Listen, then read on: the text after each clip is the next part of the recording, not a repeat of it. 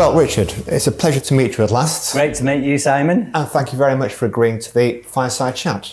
Delighted. So, Richard Tang, the founder of Zen Internet, one of the UK's first ISPs, and still independent after all these years. You started the business in a small box office here in Rochdale in 1995. And now with turnover approaching $100 million and 500 staff. Yeah. But you're also very well known for a fairly unique philosophy of putting people first before the business. And we'll come back to that. It's been a fascinating and inspiring journey. But let's start at the beginning. Yeah. I realised when I read an interview in the Manchester Evening News that we've actually got something in common. Yes. I might have been a few years older at the time, but our first PCs were both Commodore PETs. Indeed. I'm guessing that would be about 1978, 79? It would have been 79, 80. Right, okay. For me. Okay. And my high school at the time got its first desktop computer, a Commodore PET, 2001. Basic language. With BASIC. Yep. And a built-in cassette deck I to remember store them. your programs on, and this funny little keyboard with these little square keys. Yeah. And the screen that's had that Commodore PET. Yeah, I remember it well. shape. But I guess that wasn't your first ever computer. Yeah, well, that was my first experience. The school had an old NCR mainframe that you could program it in machine code. So, and only half of it worked. But I did spend some time playing with that. But it was really when the school got the Commodore PET where I just got massively enthusiastic for it. I guess I was your typical geek kid, and I used to spend my lunch breaks and my breaks in the morning and afternoon in this one science lab, just teaching myself how to program and writing programs. And whatever happened to the old mainframe? Can you remember? Was it scrapped or? So the mainframe itself, it was a big old thing with a punched card reader, a paper tape reader. In the end, it was scrapped because it was useless. I have no idea where it came from. And I do remember asking the computer studies teacher, "Well, do you mind if I take some of the bits off it?" So I spent, again, some lunch breaks and time after school with my wire cutters, just stripping out bits of wire and components and accumulating them at home. And I used a lot of the wire. There was lots of wire. And how old are you about then when you take? So I would have been 14. 14's when they got the Commodore PET, and then 15, 16 they got a few more Commodore PETs. And yeah, I really developed an enthusiasm for computers then. So what age were you when you decided on a career in IT? It was quite soon after. I think, within maybe 6 months of that first Commodore PET, I knew this is it. This is my career. And I feel, when I look back, I feel quite fortunate. I know a lot of kids, they go through school, they do their GCSEs and A-levels, not really sure what to do. But for me, I had this really sharp focus, and it was going to be computers, A-levels in computers. I was going to do a degree in computers, which I did, and that was going to be my career. So I feel fortunate that I was led in such a focused way down a career path. Sure. And it's been fantastic. Yeah. It's interesting. The iMasons do a lot in terms of education, scholarships, diversity, and we're often discussing at what age should we be making young people aware of the opportunities in digital infrastructure, and we're kind of honing in on around 14. So your experience would kind of support that. Yeah, definitely. I mean, that's when I definitely got hooked. So I think for me personally, that was an age where I was definitely, I guess, looking for something that came along, and I thought, yeah, that's for me. And I've just been speaking to one of your colleagues, Charlotte, who was telling me all about Zen Discovery. Yeah. I understand you've got an active program now where you take on around 10 young people, different ages, and give them some kind of induction or awareness for a week. as a means of making them aware of the industry and potentially the source of bright young talent yourself. Yeah, absolutely. We started this a few years ago and have had a lot of success recruiting, particularly into our technical support teams, where previously we would interview candidates, we would ask them about IP addresses and routers and how do you fix this specific problem. And of course, unless you'd had that background, you're not going to get through the interview process. But what we realized is that there's a lot of people with the potential to learn those specific skills that have the overall attitude, the ability, the customer-facing skills to provide good customer service. So what we did is created this week-long program to take people that hadn't previously had technical training and put them through a week of intensive technical training. And at the end, we would interview them, and if they were then successful, we would offer them a role.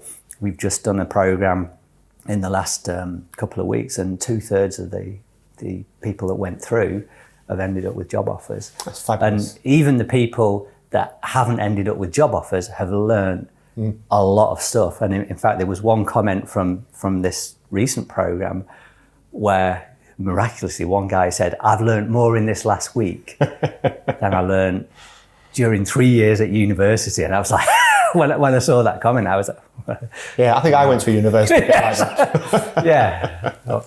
But so we won't use that as a sort of comment on his 3 years at university, but obviously he's speaking very positively about the week that he went through here. Sure. And of course, very good for us as well. We have a continual need to recruit people into technical support roles because it's one of the biggest teams in the business. And so that's your early life. What was your first job after college? During my degree, I did a couple of year placements, one at Plessey, Radar, and one at IBM. But my first job after graduating was at a company that was called Primary Image. It was down in Kingston-on-Thames, and it was hardware design. So that was where I developed, I suppose, a passion and a skill for designing hardware, a little bit of software, but mainly hardware. And I designed a computer graphics card. It was one of the projects that I worked on there. I was there for 4 years. Small company, about 50 people, very enjoyable. A lot of people in their 20s back then, so a very young company. And I'm still in touch with quite a number of people I worked with back then. So, background in PCB type work, graphics cards. Yeah. There's a bit of a jump to internet connectivity and ISPs. Yes. So I worked at that job for 4 years, and I decided, okay, I want to set up a business at some point. I was quite sure of that. I'd been told by my mentor before setting up a business, get some experience working for other people's businesses, learn what works, learn what doesn't work. And so I felt that I'd done that. I took 9 months out to do some traveling, seeing the world, and then came back and tried to set up as a hardware design consultancy. And what I found was the demand for hardware design. And that's back here in Rochdale again. That was actually in the Midlands. Oh, okay. Yeah. And in Coles Hill I set up. What I found was that the demand for hardware design was a lot smaller than the demand for software design, software contractors. So I ended up finding a software contracting role, which I did for a year. And that's great because, of course, as a business, the outlay is very small. You're selling your time and can be quite profitable. And then I overheard someone talking about the internet, and I thought, that sounds... Where were you at the time? I think I was just at one of the software contract roles, and there was a guy talking about the internet and internet service providers, and I'd never used it, and I just thought, that sounds really interesting. And then a short time after that, I was in a pub with my brother and my younger brother, Dan, and I asked him this question. I said, do you think the internet will take off? Now, I've never used it. I don't really know what it is. And Dan had used it at university. He was researching at the time, and he had used it, and he said, yeah, I really think it will take off. And I said, I've got this idea about maybe setting up an internet service provider business. what do you think? Do you want to come in and help out? And he said, yeah, I wouldn't mind getting involved. He said, I've no interest in building a business. Business isn't my thing. I'm an academic. I want to do my research, but I'll build a network for you for the first 6 months, and then I'll leave you to it. Okay. So that's what we did. He was living at my parents' house in Rochdale at the time. So we decided if the internet's going to take off, it'll take off all over the country, all over the world. So where we establish the business is not really that important. So let's just set it up in the most convenient place, which happens to be where my brother Dan was living. So he set up a network. He actually ended up staying for 18 months rather than the 6 before we then replaced him with someone else to look after the network. But that's where it all started, and that was 1995, the days when the internet was a technical novelty for computer geeks, really.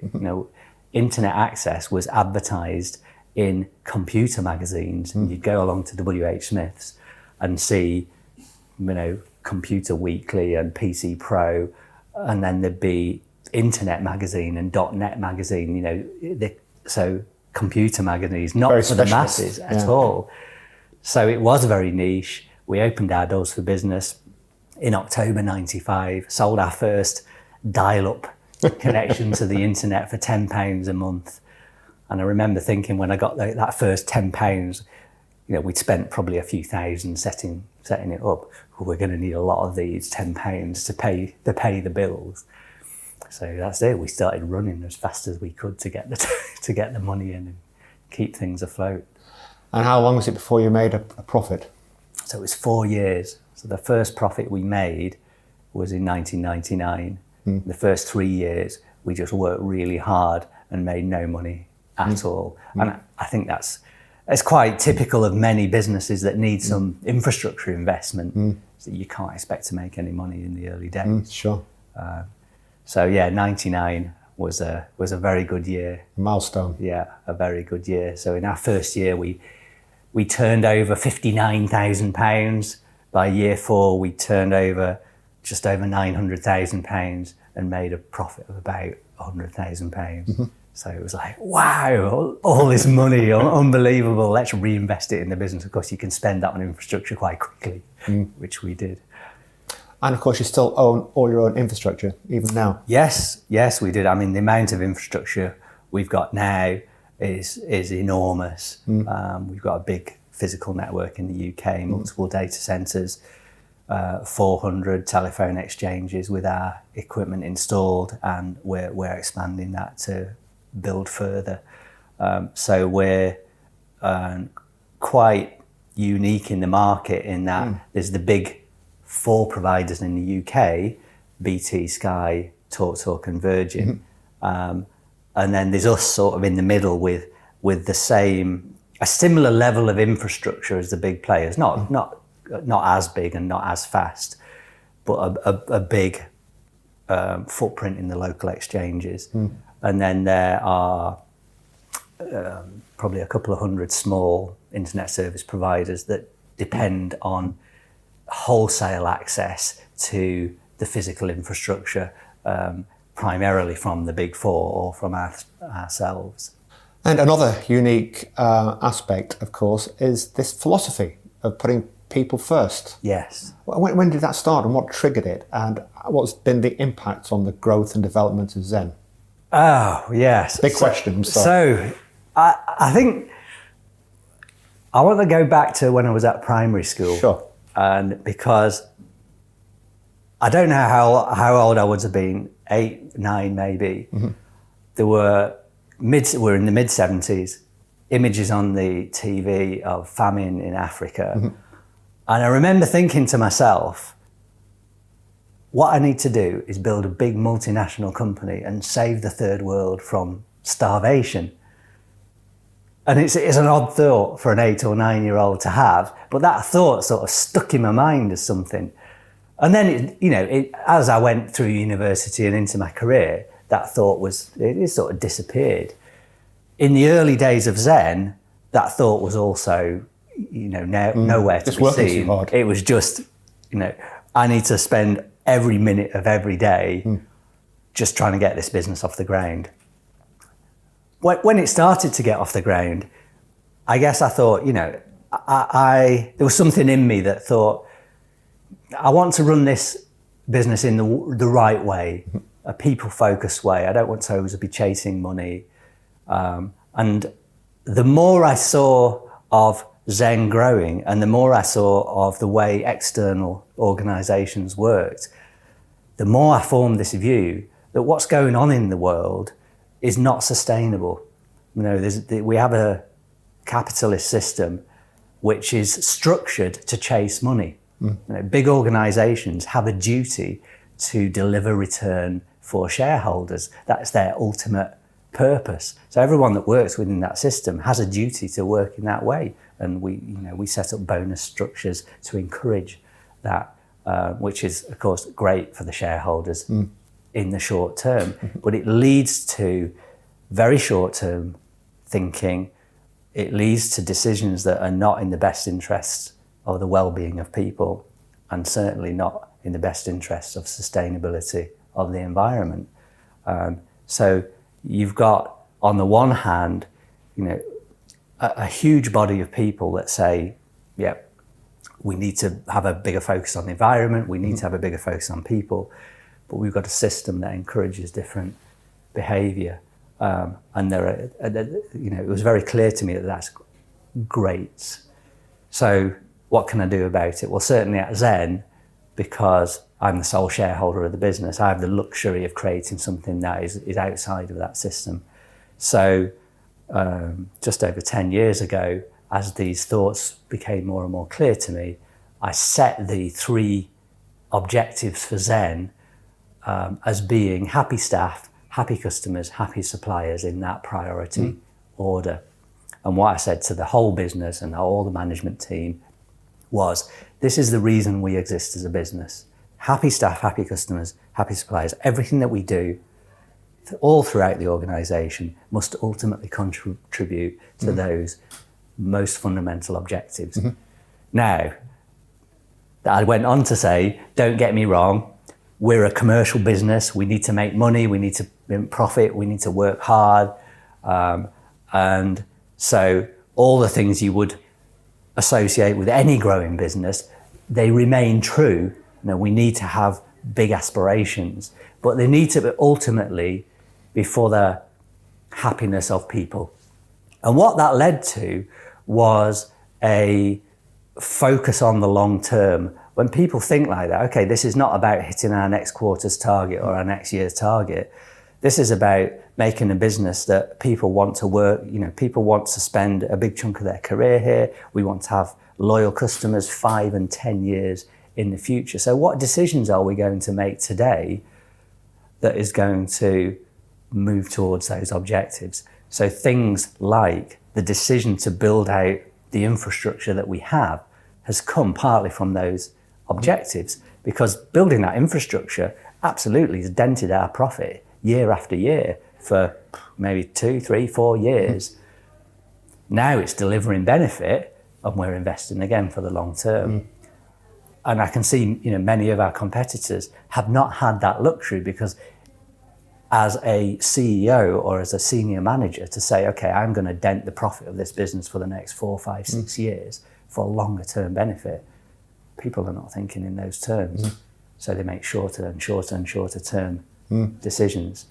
One of the analogies that I've used many times is the financial crisis 2008, which was driven by incredibly short-term thinking, fueled by enormous bonuses. And it nearly brought down the entire financial system of the world. An enormous number of people lost their jobs, lost their houses, lost their businesses. Not because of any one individual, because we created a capitalist system that encouraged behaviour that led to that. It's got to be wrong for the world. Yeah, it makes a lot of sense, Richard. I just had a tour of your building, very impressive building, and a lot of very diligent looking people here. Have you found that this philosophy has helped you in there's a crisis of talent shortage across digital infrastructure. Have you found this philosophy of people first helpful in attracting people to come and work at Zen? Yes, absolutely. I think helpful in both attracting them and retaining them. So, it's not for everybody, but it's I think for a lot of people, and a lot of people have come into interviews and we've explained this is the way that Zen works, this is the culture. And there's been many interviews that I've been in where people have thought, they've said things like, it's so refreshing to hear that, because the rest of my career, particularly for more senior people, has been much more about money, much more short term. So this is really refreshing. Some of them don't fully believe it until they get here. When they are here, we have a very loyal workforce. So of 500 people, about a quarter of them have been here for over 10 years, which is very heartwarming for me. And some of the skills that are in most demand, so finding senior cloud engineers today, very difficult. They're in huge demand, highly paid. And we've got guys here that have been here for 10 years and more that are senior cloud engineers, have built up fantastic skills, could absolutely earn more money outside of the business, but they stay here because actually, they're earning good money and they believe in the culture. And for them, it's not all about money. It's about a fulfilling life. And again, we're presented with images from the age of 3 or 2 or whenever throughout our lives that tell us that the more money we have, the happier we're going to be, the more fulfilled we'll have, the more options we'll have. And to a point, of course, you need enough money to live. You need, but the graph doesn't just carry on linearly. Oh yes, I've got £10,000, right? I'm happier. That's great. Now you'll be twice as happy with 20. I'm twice as happy. Yeah, sure. I've got £40,000. I'm 4 times as happy. But of course, you're not. And then you end up accumulating all these assets that you don't actually really need, and then they become a bit of a chain around your neck. So, of course, all the advertising doesn't tell you that. It just says buy more, buy more. Okay, if you're not feeling quite happy enough, spend some more money. Go out to the shops and buy some more, and then that'll. And of course, you get that quick fix. But then a few weeks later, what do I do? I'm just not feeling happy, and the advertising says I should, but I'm not. Something's wrong. Maybe it's something wrong with me. Maybe I need to get help. Or spend more. Or spend more. Yeah. So, yeah. Very interesting. So what's next for Zen? I've been reading in the press that you've appointed a long-standing board member as CEO, and you've moved on to chairman. I've read about some ambitious plans for growth. So how do you see the next 3 to 5 years of Zen? So I've had the amazing good fortune of meeting Paul Stobart, the ex-European CEO of Sage Software, a big accounting software company. And he was chairman for a while. We agreed that Paul has had experience taking businesses from the size that we are now to hundreds of millions of pounds, and in the case of Sage, to over £1 billion of revenue, and I've not. So Zen was going fine under my CEO-ship. What I realised was if Paul took over that job, he would likely do a better job than I would do in that CEO role. And also it would free up my time to promote Zen, particularly in the media, because Zen's still a relatively unknown name. Certainly outside the Northwest. Yeah, and compared to the big 4 in consumer broadband in one of our markets, we're relatively unknown.